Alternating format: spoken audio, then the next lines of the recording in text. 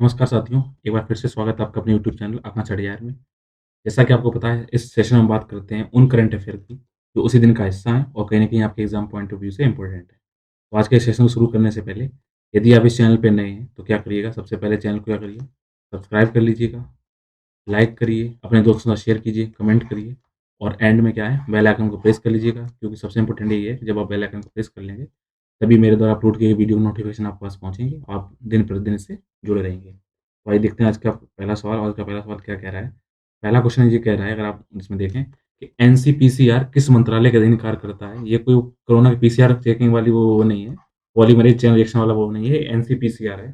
सबसे पहले अगर आपको पता होना चाहिए एनसीपीसीआर फुल फॉर्म क्या है?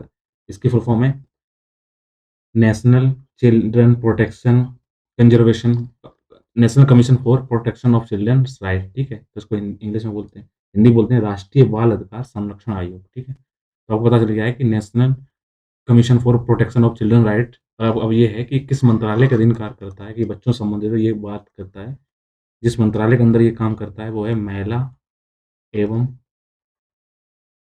बाल विकास मंत्रालय, ठीक है? ध्यान रखिएगा, ये महिला एवं बाल विकास मंत्रालय के अधीन कार्य करता है। इसको राष्ट्रीय बाल अधिकार संरक्षण अधिनियम 2005 में बनाया गया था और फिर इसको एनसीपीसीआर के रूप में 2007 से क्या किया गया है, इसको लागू किया गया है, ठीक है? तो इसके अंतर्गत अगर बात करें तो यहाँ पे क्या है, बालक की अगर बात करें, बालक या बच्चों की जो डेफ़िनेशन दी गई है, इसमें बालक या बच्चों को 0 से लेके जो 18 वर्ष हैं, उन तक के लोगों को इसमें क्या किया है, शामिल किया गया है।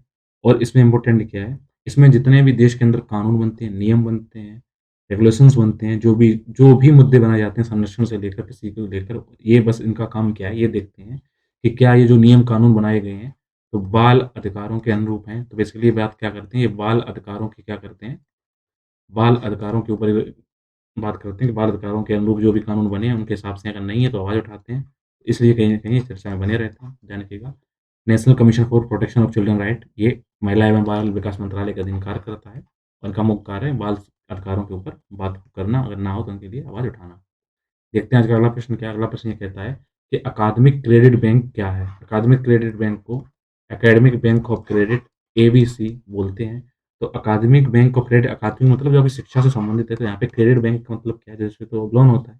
तो अभी क्या किया गया है, देश के अंदर जितने भी आईआईटी हैं, जितने भी आईआईएम हैं और जितने भी राष्ट्रीय महत्व के अन्य संस्थान हैं, अर्थात इसमें इंस्टीट्यूशन ऑफ नेशनल इंटरेस्ट के जो हैं, इनको क्या किया गया है, आईआईटी, आईआईएम और आईएनओ को क्या किया गया है, न्यू एजुकेशन ऑफ पॉलिसी आपको पता है कब आई है, 2020 है। इसके तहत क्या किया गया है, सडन चेंज के तहत इसमें ये प्रस्ताव किए गए हैं। यदि आप क्या करते हैं, कोई कोर्स चूज़ करते हैं, तो आपको 2 ऑप्शन दिए जाएँगे। एक क्या होगा कि आप पढ़ाई पूरी करना चाहते हैं या फिर क्या करते हैं, बीच में छोड़कर इसको दोबारा जॉइन करना चाहते हैं। बीच में क्या करेंगे, आप इसको छोड़ देंगे और छोड़ने के बाद में क्या करेंगे, इसको दोबारा से जॉइन करेंगे। तो इसमें कहीं न कहीं रीज़न क्या होता है कि जब पढ़ाई की बात आती है तो इसमें क्या है कि अगर आप पूरा करते हैं आपको सर्टिफ़िकेट मिल ही जाता है। अगर छोड़ देते हैं तो आपको ये विकल्प दिया जाता है कि आप क्या करें, यूजीसी के तहत ये गाइडलाइन जारी की गई है, अर्थात यूनिवर्सिटी ग्रांट जो कमीशन है उसने क्या किया है, एक वर्चुअल एक प्लेटफ़ॉर्म बनाने की बात कही है, जिसमें क्या बात होती है कि वहाँ पर आपके रिकॉर्ड रखे जाएँगे और बाद में आकर क्या करिए, आप जाँच करवा दीजिए। जिससे क्या होगा, आप जो कोर्स आपने बीच में छोड़ दिया है उसको कंटिन्यू कर सकते हैं। एक 50% कोर्स कर लीजिए और अधूरी पढ़ाई क्या कर सकते हैं, पूरा-पूरा आप उसमें कर सकते हैं। इस बात को आप ध्यान रखिएगा, ठीक है?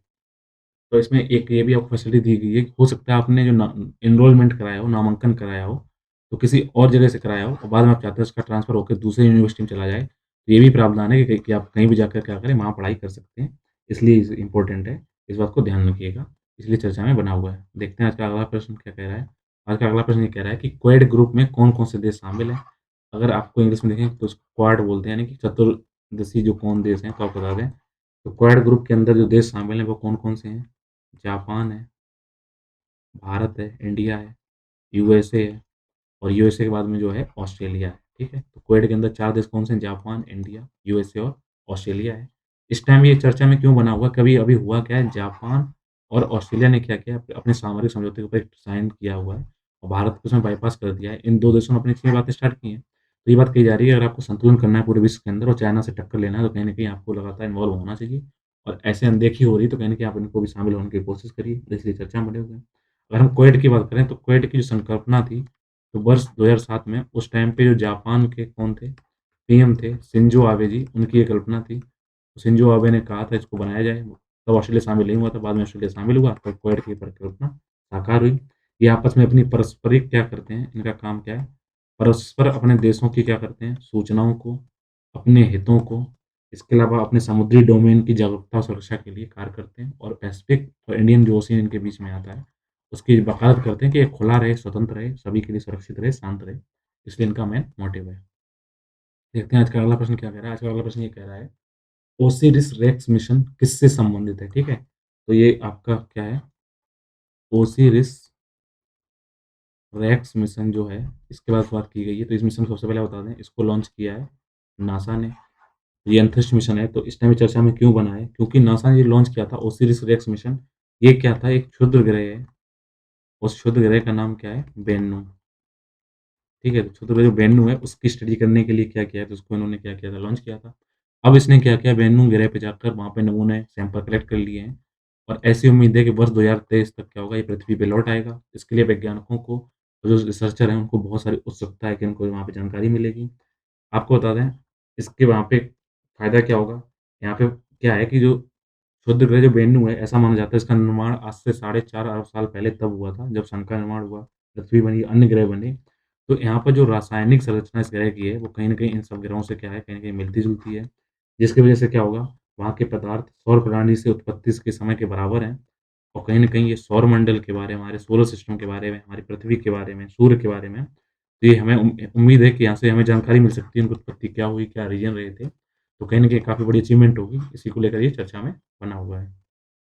देखते हैं आज का अगला प्रश्न क्या है। अगला प्रश्न ये कह रहा है कि परम शिवाय, परम शक्ति, परम ब्रह्म क्या है? एक बार हमें दिख रहा हो, क्या कोई गायत्री मंत्र है क्या ये? लेकिन परम शक्ति, परम शिवाय और जो परम ब्रह्म है, ये बेसिकली हैं क्या? ये बेसिकली क्या है, भारत में स्वदेशी रूप से इनको निर्मित किया गया है, असेंबल किया गया है और हैं क्या ये? ये सुपर कंप्यूटर हैं। सुपर कंप्यूटर क्या होते हैं? काफ़ी कंप्यूटरों के साथ मिलाकर काफ़ी बड़ी-बड़ी गणनाएँ आसानी से हल की जाती हैं। तो ये क्या है? सुपर कंप्यूटर हैं। परम शिवाय, परम शक्ति, परम ब्रह्म। इसमें भी आपसे क्वेश्चन ये आ जाए कि भारत का पहला स्वदेशी रूप से असेंबल सुपर कंप्यूटर कौन-सा है? वो कौन-सा है? परम शिवाय है। ठीक है? पहले हमने शिव जी को खुश किया तो परम शिवाय यहाँ पे लिखा गया है। अगर इसके फ़ायदा देखें, इनको आपस में जो इंटीग्रेट किया गया है, इनसे फ़ायदा क्या होगी? इनसे ना केवल मौसम और जलवायु से संबंधित जो जानकारी है, वो कहीं न कहीं क्या होगी, सटीकता से अच्छी तरीके से मिल जाएगी। इसके अलावा यहाँ पे क्या होगा, जो कंप्यूटेशनल फ्लूइड डायनामिक्स है, इसके बारे में, मटीरियल साइंस के बारे में, इन सब के जो डोमेन है, उनके ऐप्स से इसको लैस है ये। तो कहीं न कहीं इन ऐप्स के फ़ायदा से क्या होगा, फ़ायदा मिलेगा। डायनामिक्स, मटीरियल साइंस एटसेट्रा इसके बारे में, ठीक है? इसमें एक और बता दें, इस अभी कुछ दिन पहले ही आपने सुना होगा रुद्र, इसको मैंने करंट अफेयर में हिस्सा बनाया था। तो रुद्र क्या है, एक स्वदेशी रूप से एक सर्वर है, ठीक है? रुद्र क्या है? स्वदेशी सर्वर है, जिसको भी भारत ने क्या किया, इसको बनाया है और कहीं न कहीं इसमें हेल्प करने वाला है। ये सरकार के और जितने भी सरकारी उपक्रम हैं, पब्लिक सेक्टर यूनिट हैं, उनकी हाई परफॉर्मेंस कंप्यूटिंग संबंधी जो आवश्यकताएँ हैं, उनको पूर्ति करने के लिए क्या हेल्प करेगा? रुद्र हेल्प करेगा हाई परफॉर्मेंस कंप्यूटिंग किसमें? हमारी गवर्नमेंट और पब्लिक सेक्टर के जो यूनिट्स हैं, सरकारी उपक्रम हैं, उनके बीच में, ठीक है? देखते हैं अब अगला प्रश्न क्या कह रहा है। अगला प्रश्न ये कह रहा है कि गेटवे टू हेल कहाँ पर स्थित है? गेटवे टू हेल अगर हिंदी में ट्रांसलेट करते हैं, इसको बोलते हैं नरक का द्वार। तो क्वेश्चन क्या हो गया कि नरक का द्वार कहाँ पर स्थित है, आपको बताते हैं। इस नरक के द्वार को एक दूसरा नाम दरवाजा क्रेटर या दरवाजा क्रेटर या डोर क्रेटर के नाम से भी जाना जाता है। तो अब आपसे क्वेश्चन ये है, गेटवे टू हेल कहाँ पर स्थित है? आपको बताते हैं, गेटवे टू हेल स्थित है तुर्कमेनिस्तान में। तुर्कमेनिस्तान में, ठीक है? तुर्कमेनिस्तान क्या है? कैस्पियन सागर से लगा हुआ, कैस्पियन सागर के पूरब में है और इसकी राजधानी की बात करें तो वो है एशगाबाद, ठीक है?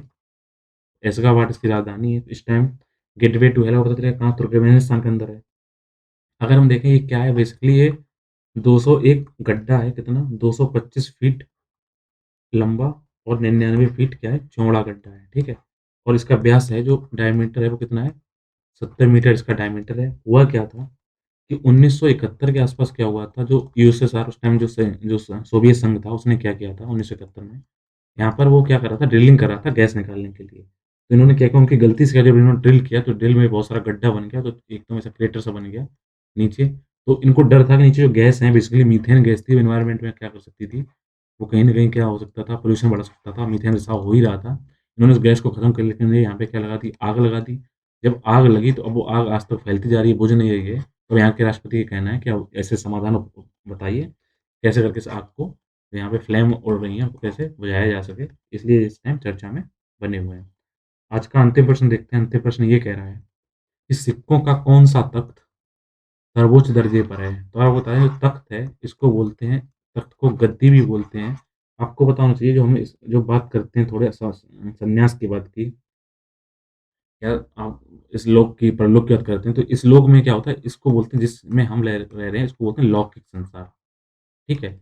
या तो दूसरा वाला परलौकिक संसार बोलते हैं, अलौकिक संसार बोलते हैं, तो इस लौकिक संसार पर जो गद्दी है, जैसे सिखों के धर्म में मान्यता है, कि ये जो तख्त है वो बेसिकली क्या है, लौकिक जो संसार है उसकी ये गद्दी है, उसकी सत्ता है ये, ठीक है? कहाँ पर? तख्त के अंदर। तो क्वेश्चन ये है कि सिक्कों का कौन-सा तख्त सर्वोच्च दर्जे पे है? तो आप बताएँ तख्त का बेसिकली काम क्या होता है? तख्त में क्या होता है, सिख समुदाय से संबंधित क्या किए जाते हैं, हुक्मनामा जारी किए जाते हैं, ठीक है? कि जिनके भी हुक्म है, जो भी आदेश हैं, तो हुक्मनामा क्या करते हैं, तख्त के द्वारा जारी किए जाते हैं, ठीक है? हुक्मनामा जारी करते हैं। अब प्रश्न होता है कौन-सा तख्त सर्वोच्च होता है? उससे पहले आपको ये जानना होगा कि टोटल इनके 4 तख्त थे, अब इसमें 1 तख्त और जोड़ा जा रहा है, तो टोटल तख्त कितने हो गए? 5 तख्त हो गए। तो आपको बता दें, कौन-सा तख्त सर्वोच्च है, तो इनका जो सर्वोच्च तख्त है, उसका तख्त का नाम है तख्त श्री हरमिंदर साहिब, ठीक है? तो ये कहाँ सॉरी हरमिंदर साहिब नहीं, इनका जो सबसे इम्पोर्टेंट है श्री अकाल तख्त, ठीक है? तो इनका कौन-सा श्री अकाल तख्त जो अमृतसर में जो बना हुआ है स्वर्ण मंदिर, वहाँ पर श्री अकाल जो तख्त है वो इनका सर्वोच्च तख्त है, तो आंसर क्या होगा? श्री अकाल तख्त सर्वोच्च है। इसके अलावा 4 और अगर आप नाम देखते हैं, तो वो कौन से हैं? सबके नाम के आगे क्या स्टार्ट होता है? पहले तख्त श्री आप लगा दीजिए, और तख्त श्री के बाद में पहला इसमें नाम क्या है? हरमिंदर साहब, हरमिंदर साहब। अगर हरमिंदर साहब की बात की जाए, तो हरमिंदर साहब कहाँ हैं? बिहार के पटना के अंदर है।